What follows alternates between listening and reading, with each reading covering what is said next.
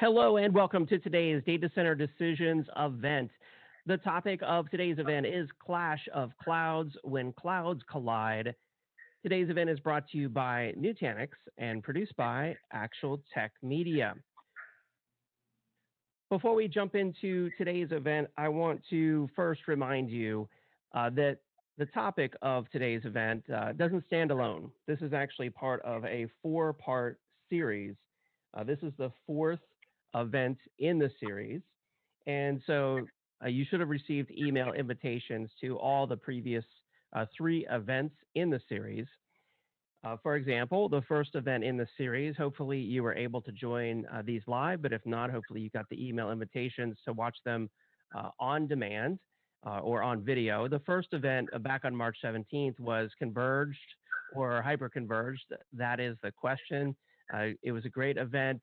Followed by the legacy database solutions versus Nutanix solutions. We had a ton of good questions on that around running databases on Nutanix. And then after that, we had the next event, third event in the series was desktop as a service versus VDI, best practices, pros and cons with Aaron Delp and Brian Sir. A very hot topic today, running virtual desktop or VDI with so many of us working from home. And then finally, the fourth event in the series, which is today's event, the fourth and final event, Clash of Clouds when Clouds Collide. I'll introduce you to today's expert presenter here in just a moment. Before we do that, I want to introduce myself. My name is David Davis of Actual Tech Media, and I am your moderator for today's event. So excited to be here, honored to be the moderator. You should know that we want this to be an educational event, so we encourage questions about cloud computing and Nutanix and today's topic of multi-cloud. So use that questions box there in the questions tab just to the right of handouts. I see lots of comments already coming in there. Good morning, good afternoon, hello from Illinois, greetings from Dallas, Minnesota, and everywhere around the world. So, thank you everyone for joining us. Of course, bring your topical questions about multi-cloud as well. We also have a couple handouts that you should check out there in the tab. There's the link at the very top to the Nutanix test drive. You can click and you can try Nutanix for yourself. There's also the link to the Enterprise Cloud Index, which is a PDF document you can download. We encourage you to do that now, and you can review that after the event. And then finally, we'll be awarding a Tango $300 gift card, or sorry, $500 gift card to one lucky attendee on today's live event. If you're watching this on demand, I'm sorry, the drawing has already occurred. You must be present on the live event to be eligible. Full price terms and conditions can be found there in the handouts tab where it says ATM prize terms. All prize winners must submit an IRS Form W-9 to Actual Tech Media. So at the end of today's event, we'll be awarding that $500 Tango gift card, which can be exchanged for other gift cards and services at just about anywhere you can think of, Best Buy, Apple, Amazon, restaurants, whatever you choose to do with it. It's just as valuable as any other gift card, and maybe even more valuable because you can exchange it for whatever gift you would like. And with that, I'm excited to introduce you to today's presenter. That is Mr. Sahil Bansal, Product Marketing Manager at Nutanix. Sahil, thank you so much for being on the event today. David, it's a pleasure to be here. Thank you for inviting us. And thank you everyone for joining. We will jump right in to Clash of the Clouds. I hope everyone's staying healthy and staying safe. It's a great time while we are all working from home to learn a little bit about what's happening in the world of public cloud, multi-cloud, and that's where this overall Nutanix series on data center decisions has been focused on how to modernize your data centers, how to think about new ways to run databases, HCI, which is what Nutanix has been known for. So for those of you who may not be familiar with Nutanix, we are a IT infrastructure company. We provide what we call hyperconverged infrastructure.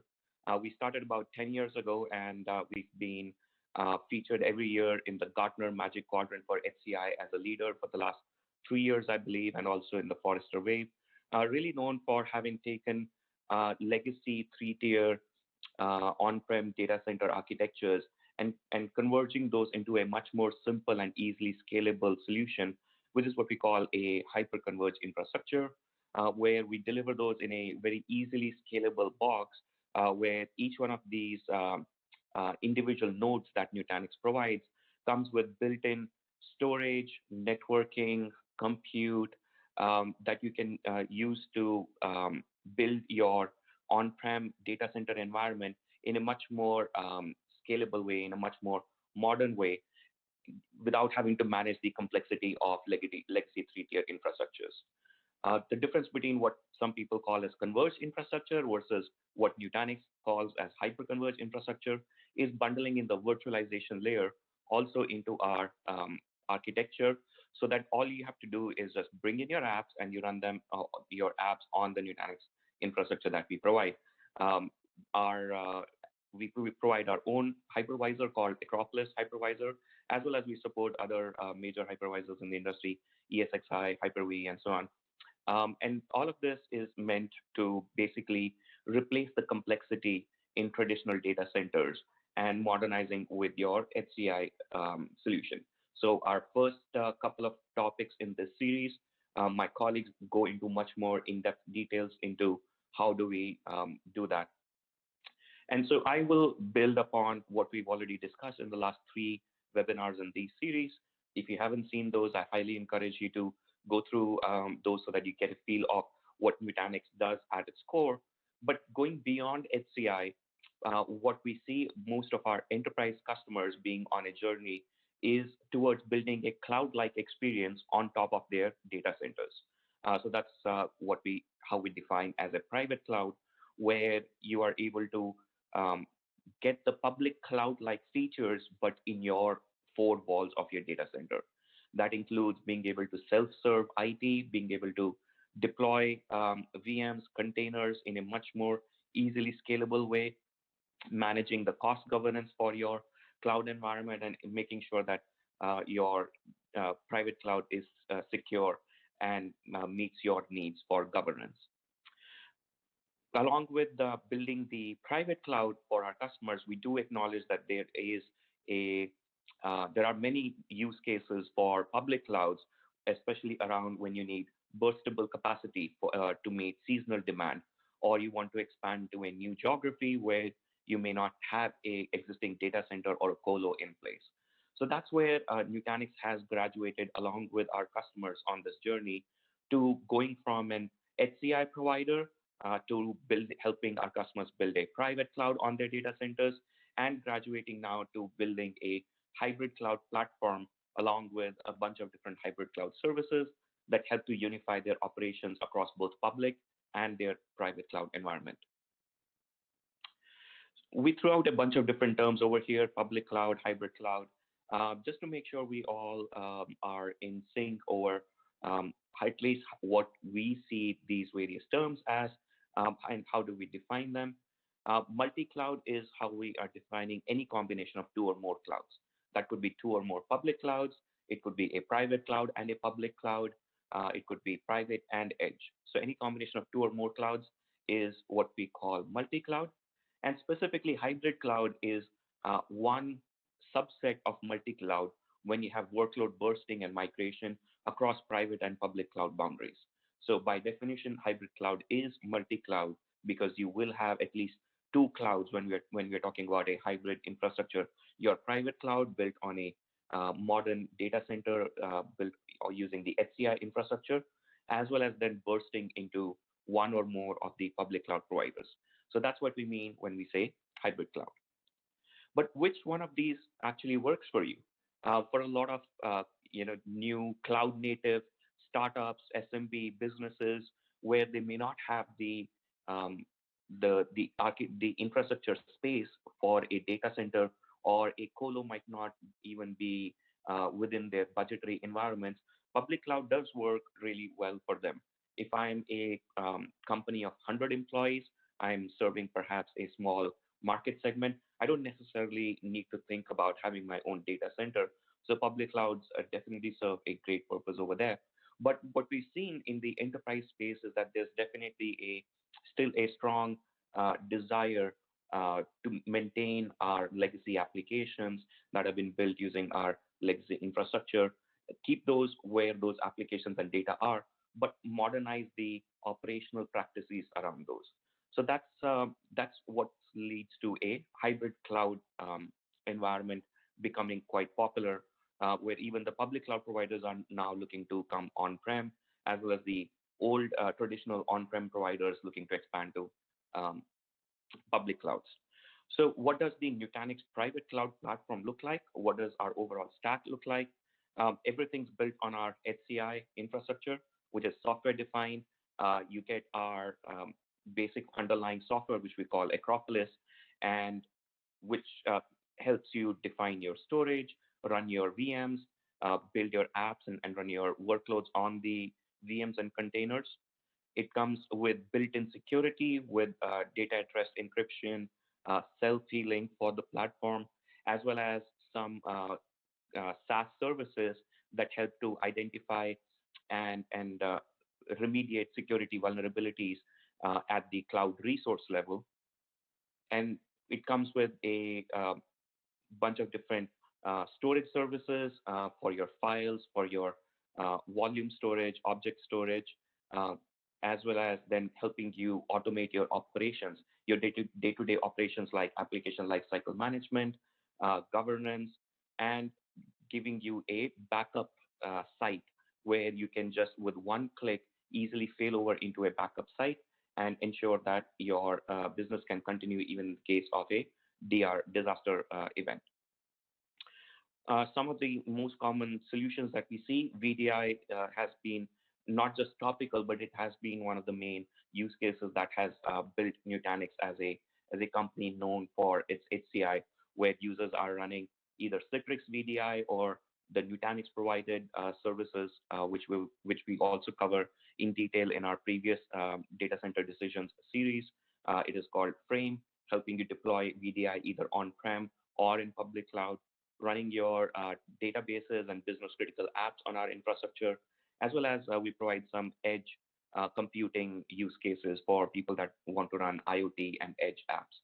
So that's the Nutanix private cloud platform, which we have in the last couple of quarters expanded to the public cloud. We've started with AWS. We are going to support all of the three major cloud providers, AWS, Azure, GCP, down the line. But we have AWS today currently available in early access, um, where we have taken our on-prem infrastructure, our software-defined on-prem infrastructure, the private cloud that we've built on it, and expanded it in a seamless way to AWS, giving you a true hybrid cloud platform where you can run and manage your apps either in your on-prem environment, private cloud environment, or easily burst it into the public cloud and make use of the public cloud services. So that's the hybrid cloud expanding from a private cloud platform. That's what Nutanix does in a summary. But why are we, talking about these hybrid clouds? What is the desire and the need from the industry that we see? Um, David had mentioned about the Enterprise Cloud Index, which is available for you to download. That's a survey that we had conducted with Vance Bond, I believe, as well as we have studies that we've conducted with IDG, um, where we've seen consistently enterprise customers are favoring a hybrid model. Lift and shift and migrate everything to public cloud comes with its own challenges, especially around public cloud build shock and having to relearn how to manage your security in a public cloud environment. And migrating your applications also sometimes involves re-architecting them for them to be more cloud native friendly if we just take our legacy applications and just say throw them in the cloud. So that we haven't seen that working at least not for a bunch of the enterprises. We haven't seen that work in a more ideal fashion unless you migrate your on-prem uh, infrastructure that your legacy applications have been running on and migrate that along with your applications to be seamlessly integrated with public clouds. People do consider app mobility, the option of having app mobility as essential, but there are several considerations that we want to keep in mind when we are trying to build a hybrid cloud to address these three challenges, these three top challenges that we see. Completely different skill sets and completely different operational practices required in a public and private cloud world. So now, if you're an IT ops team that has been dealing with your um, on-prem data centers and kind of like a private cloud environment, suddenly you are now tasked with learning new concepts in the public cloud like spot instances and reserved instances and so on. Um, Plus, the public cloud providers have their own tools that help with their own application lifecycle management and so on. So it leads to a kind of a feeling of a disjointed construct between my private cloud environment and my public cloud environment that has been running. Learning these new skill sets is challenging. In order to help with the migration between on-prem and public clouds, you have to, take a whole bunch of these new knowledge learnings that you have to do for a public cloud provider. Plus, any kind of integrations that you might have been working with traditionally in your on-prem environment, that's not going to work seamlessly in a public cloud environment. So you'll have to reinstall these third-party integrations and reconstruct your networking policies as well. And then if you're talking about a true hybrid cloud platform, how do you manage the high availability of that platform during the actual migration? Um, and how do you manage the storage availability, block storage availability, especially between a private cloud and a public cloud environment? These were some of the key challenges that we kept in mind when we were designing our hybrid cloud solution. And the use cases that we are trying to address or the customer needs that we're trying to address involve having a single platform that spans both your data center boundary as well as a public cloud boundary, giving you not two different consoles to manage, not two different skill sets and tools to manage, but truly a unified experience across on-prem and public clouds, so that then that enables your applications and workloads to seamlessly migrate between the private and public cloud boundaries. And the way we do that is by providing native integration with your cloud accounts. No need for bringing any additional networking overlay. Use your existing cloud accounts, use your existing networking uh, policies, and also use your existing licenses. So migrate your licenses with your applications. If you purchase certain Nutanix licenses to run in your on-prem data center and private cloud environment, you can take those with you also in a hybrid environment. You have some AWS existing credits or licenses that you're using. You can also use those in our hybrid environment when you are running your apps in a more hybrid fashion. So that's what we mean when we say we provide a single platform so that you can benefit from truly consistent skill sets and constructs to run in both an on-prem and public cloud environment. So that's at the core of what we call a true hybrid experience that Nutanix provides. And it's delivered with what we call Nutanix clusters. They're nothing but basically the same on-prem clusters, combination of various nodes that our customers would traditionally run in their on-prem data center environments. It looks identical when you are running those in public cloud bare metal instances.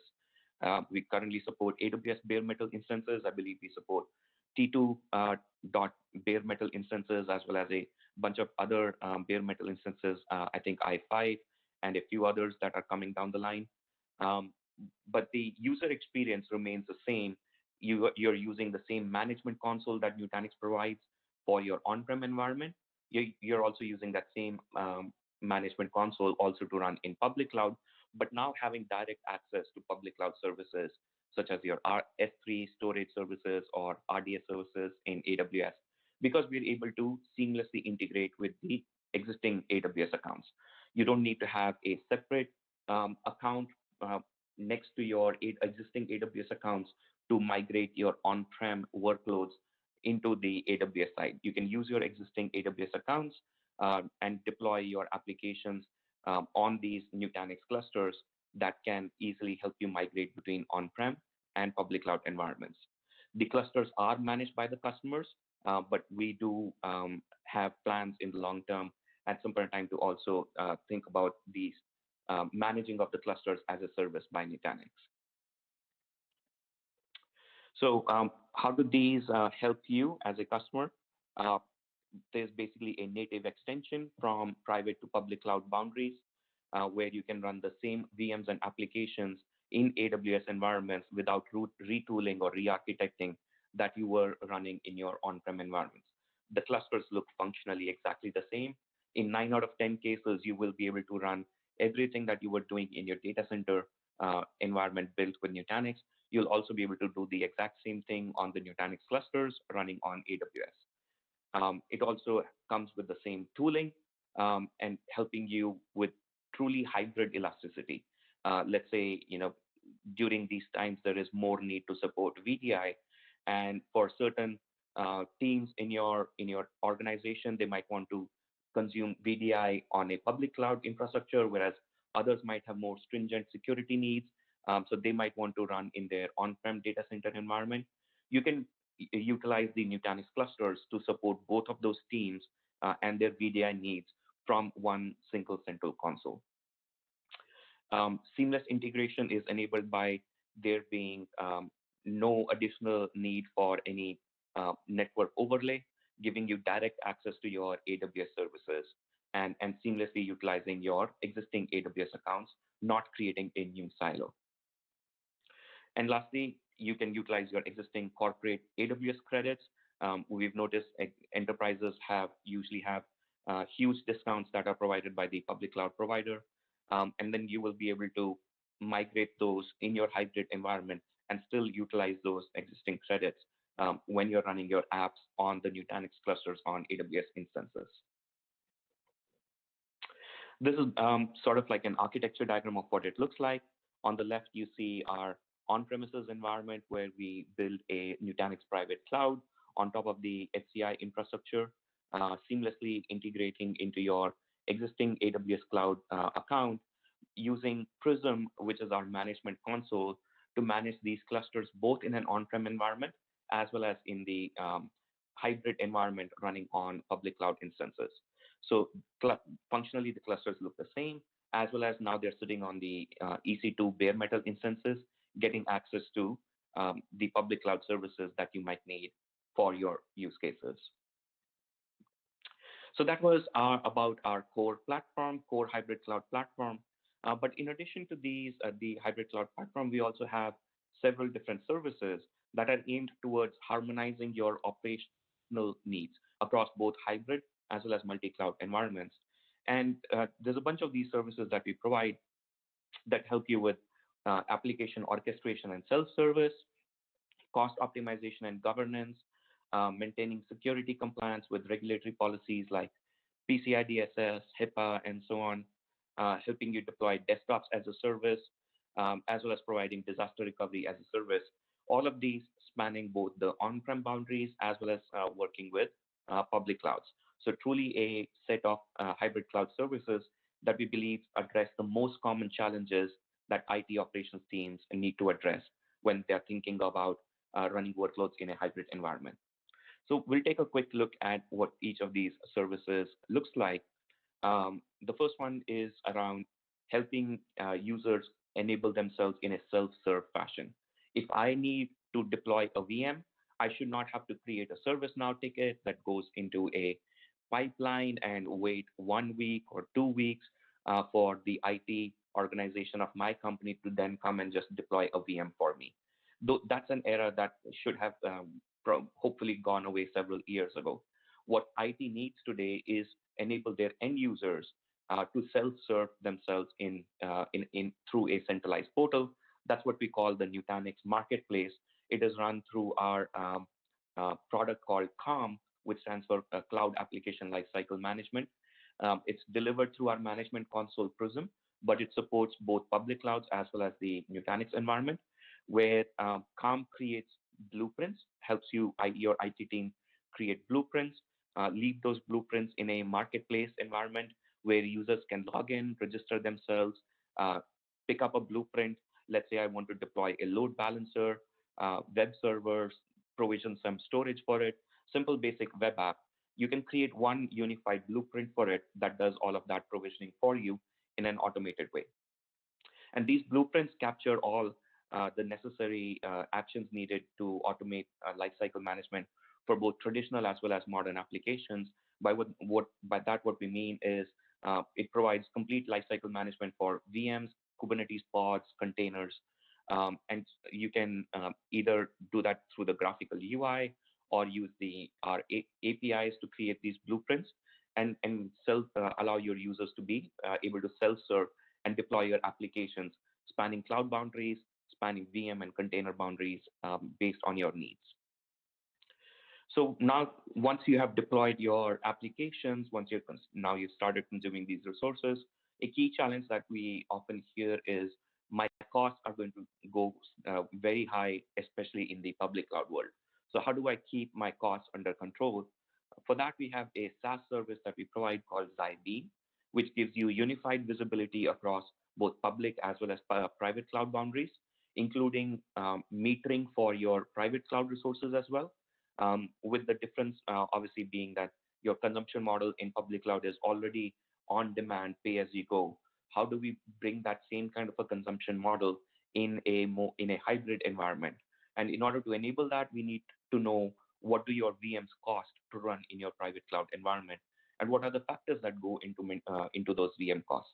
Is it simply the hardware and software licenses, or do you also want to factor in things like your power and cooling costs and your data center rack storage costs, your Ethernet top of rack switch costs, any kind of third party services, the salaries of your IT admins that are maintaining and upgrading your data center? What about all of those costs, and how do they feature into your VMs running in a private and hybrid cloud environment? So that's a calculation that Beam provides out of the box.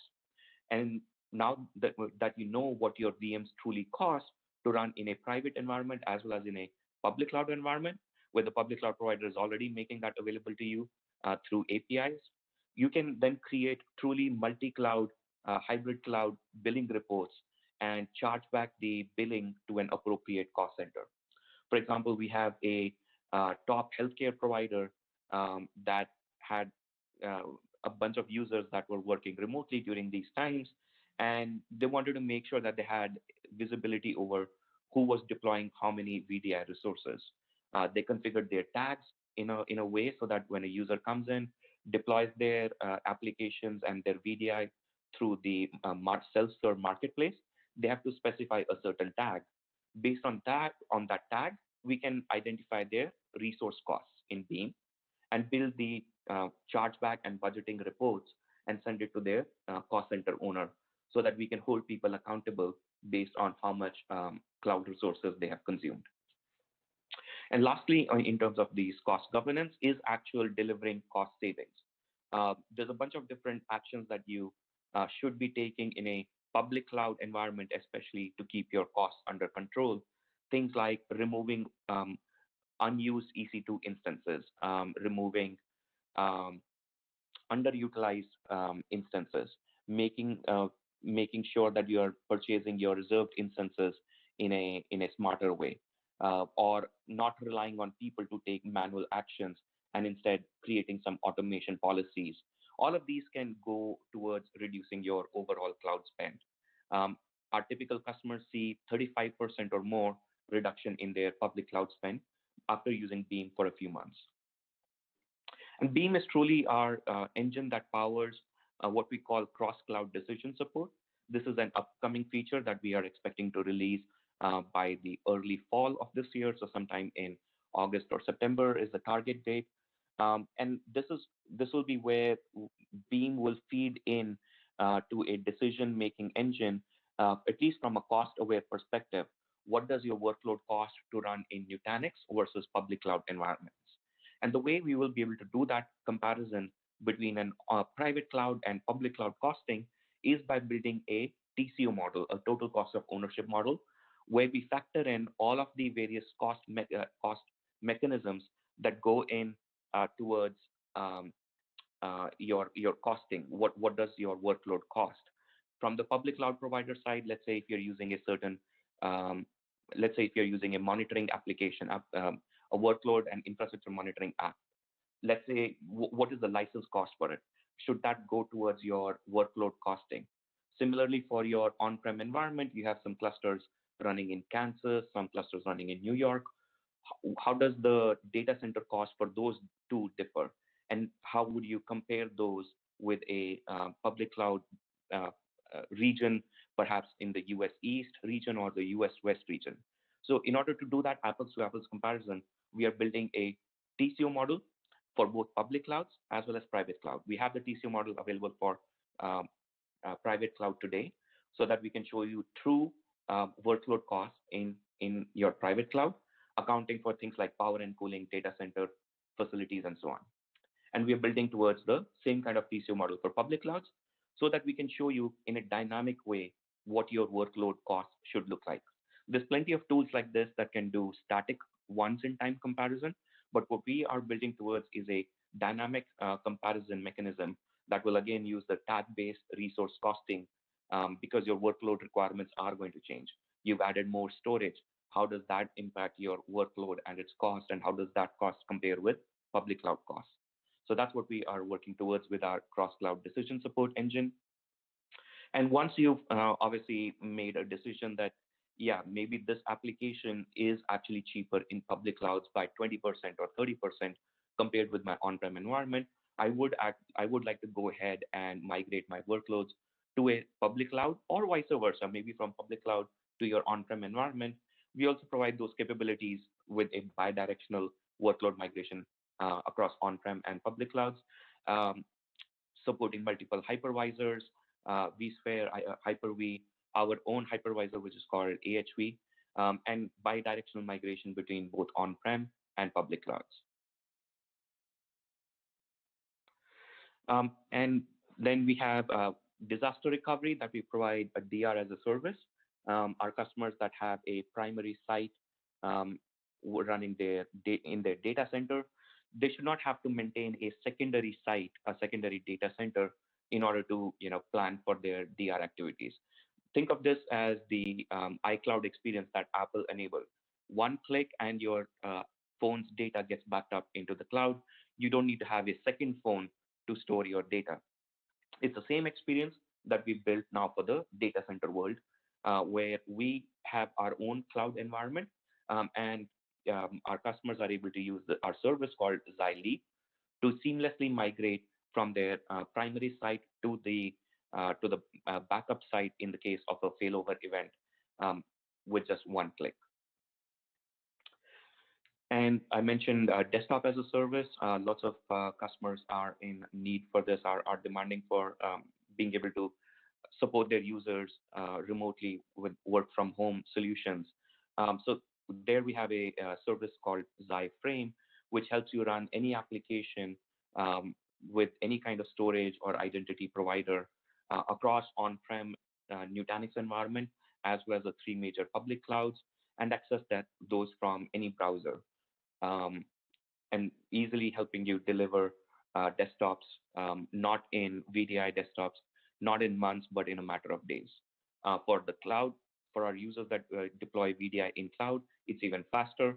For new users that want to deploy VDI on-prem in their data center, it just takes a matter of a couple of days.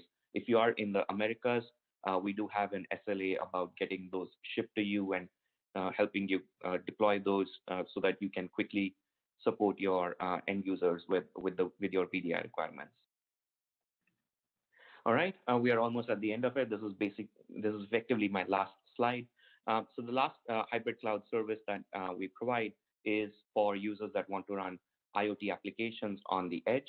And that's basically what we do over here is provide you local compute and AI capabilities, machine learning and AI capabilities for your IoT devices, so that you can do the data analysis where the IoT devices live, as well as extend those data pipelines across both your edge cloud and a public cloud like AWS. Providing this kind of an edge platform for your developer and operations teams helps you rapidly support as well as meet big planetary scale edge cloud deployments.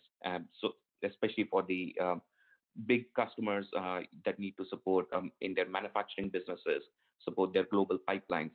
It has been really helpful with our IoT service. That's basically it. So that's the essence of what Nutanix provides.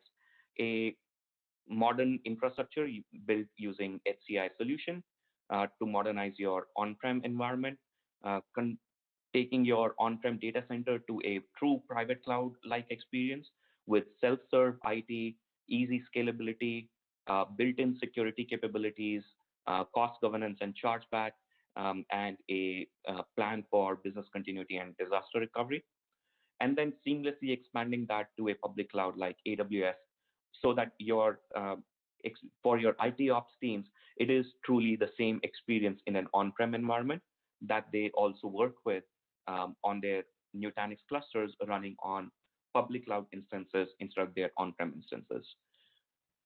That's what Nutanix builds with. So I know while the topic of this series is Clash of the Clouds, what we see our philosophy is it's actually a cohabitation of clouds and not a clash of clouds, where there are use cases for public clouds, there are use cases for private clouds, but it's not really, we don't see these as necessarily competing for the same pie.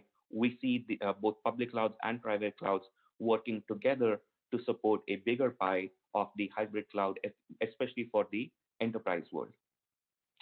Um, uh, the proof is in the pudding, as they say. We do help you try out Nutanix. It's a completely self-serve experience. You will see various guides in our test drive that help you. I learn how you can easily deploy VMs, scale them up, create a backup and disaster recovery plan, all in your private cloud environment.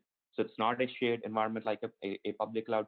It is truly a isolated private cloud environment where we are delivering a public cloud-like experience, but for your own needs. So we encourage you to go ahead and take a test drive, nutanix.com/test drive, and that's about it. We are happy to take questions now, David. Absolutely. Yeah. Great presentation, Sahil. Let's go ahead and let's see, take our first question from the audience. Um, Kyle is asking, in your opinion, what would you say is more secure, multi-cloud, hybrid cloud, or private cloud? Well, everything is as secure as your security policies in your organization. If the first thing that people should be thinking about is what are how are your users in your IT organization thinking about security? Is it something that just is left to the security team to come in and act like a guardian of your infrastructure, or are you thinking about security as everything, every task that I do on my daily basis, and what is my role in playing in security? I know it sounds like a cliche, but if you don't have good security practices in your on-prem environment, if you move to the public cloud, it's going to get a whole lot worse. I have worked in small startups before of 15 to 20 people. Even at that scale, it became impossible to keep control over how users were spinning up their resources in a public cloud world, just because of how free and kind of like wild, wild west experience it is. So you're not going to be able to control the security configurations of your resources deployed in the public cloud. That doesn't mean that public cloud is inherently insecure, and consequently, that doesn't mean multi-cloud or hybrid cloud is insecure. It's about the policies that you build, and it's about how we teach our IT users to think about security and resource configuration. That is what, at the end of the day, determines how secure your environment is, whether that's on-prem or public clouds. Okay. Okay. Great point there. Another question, Daryl is asking, when will Azure support be available? Yeah, that's a good question. I assume that's about our hybrid cloud platform. Some of our services, they are not tied to our platform at all, and so they do support Azure today. For example, desktop as a service, cost governance, security compliance, they all do support Azure today because they're SaaS services, so they're not tied to our platform. But I assume this question is about our core platform, which today runs on AWS, and we are planning to open it up on Azure by the second half of this calendar year. Very nice, very nice. And there's a follow-up question. Maybe this is the same answer, but they're asking, when will the native cost projection tools be supported on various platforms? So we do actually have capabilities today that are a little bit even beyond the native cost projection tools um, that what the public cloud providers provide. For example, AWS has its own cost governance tool, and Azure has its own cost governance tool. So our Xi Beam is kind of like a wrapper over all of those, where the we show you how much you might potentially spend in your public clouds. Um, so that's kind of like a spend projection based on your historical usage pattern. We take a look at your last 30 to 60-day usage, and based on those usage patterns and some built-in machine learning algorithms, we are able to show you spend projections of up to 6 months in future for all of those cloud providers through Xi Beam. And because that's a wrapper that spans both our on-prem and public cloud boundaries, we can easily add our on-prem planning capabilities to it so that you get your spend projections um, for your on-prem and public clouds. Now, how do we compare the cost of a workload that's running already in on-prem to if we migrated that to public cloud? That's a slightly different question, and that's the capability what I discussed is our cross-cloud decision support expected to come out in early fall. But we already support today in terms of cost projection across various platforms. In terms of cost comparison of a migration, that's expected to come in early fall. Okay. Okay. Very nice. Raymond is asking, so could I use this for DR instead of my current solution that starts with a Z? Zerto, yes, Zerto was unfortunately in the news early last week. We absolutely do support some DR use cases, but they are uh, currently targeted for our existing Nutanix customers. If you are if you are using the Nutanix HCI today, we easily help you with DR into our cloud, which you don't have to worry about. And so our existing Nutanix customers are able to leverage our Xi Leap service for DR capabilities. If you're not an existing Nutanix customer today, I still encourage you to take the test drive so that you can see how easy and seamless that we make for DR, our solution for DR. The test drive will give you a flavor of how Nutanix helps with DR capabilities, and then we can certainly take that conversation from there um, with the whether you are interested only in the DR use case or whether you're interested in the overall platform, IT platform of Nutanix, along with the DR use case. Got it. Got it. Okay. Another question Kyle is asking, will applications and files sit in the cloud? And will a company be charged for size or amount of data consumed?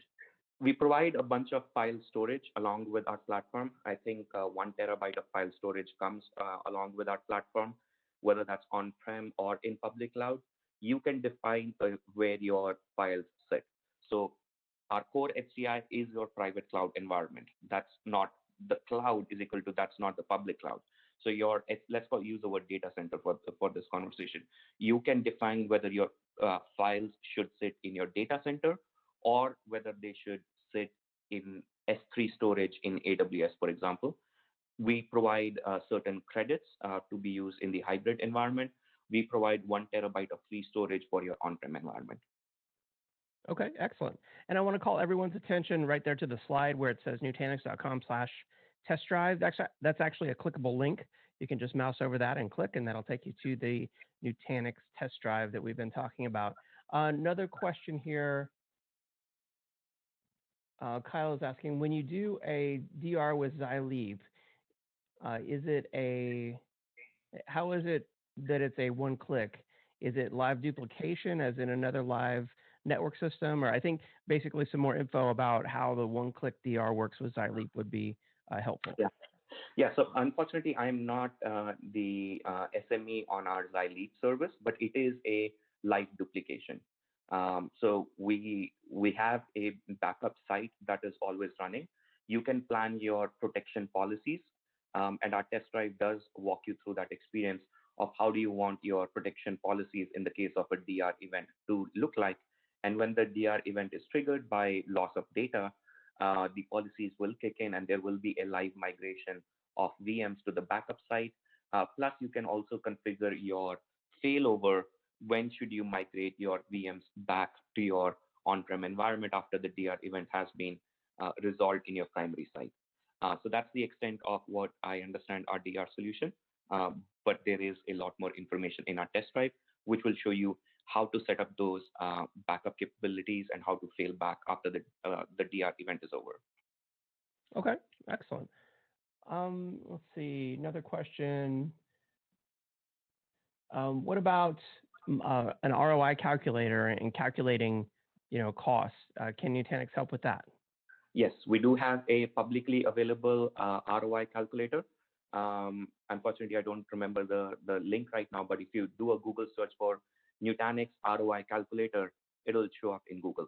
We have been independently evaluated by IDC, where we've shown to be, I believe, uh, somewhere around 50 to 60% cheaper than legacy three-tier architecture. So you can key in your own details in our ROI calculator. It is publicly available, and it will show you how cheap Nutanix can be as compared to legacy three-tier architectures. Excellent. Yeah, I just put in the link to that. I responded with that, and it should be out there available for everyone to check out, nutanix.com/TCO. And in fact, I'll just add into that another great resource from Nutanix that I have done a webinar on is the Nutanix ROI Story, the ebook, which you can download for free from nutanix.com. An excellent, well-written book by Steve Kaplan. Another question here. Is there any integration into native AWS tools? Absolutely, absolutely. That is what powers our hybrid cloud platform, is by integrating natively into the Amazon VPC. And so our on-prem management console is called Prism. From Prism, you are able to manage your clusters, when a cluster should be up, when it should be down. How do you spin up VMs in your cluster? How do you set up protection domains and backup policies? That Prism is still used to manage your clusters when the clusters are running on AWS bare metal instances instead of the hardware servers that Nutanix supports. Other than the underlying hardware being different, there is no difference in your experience.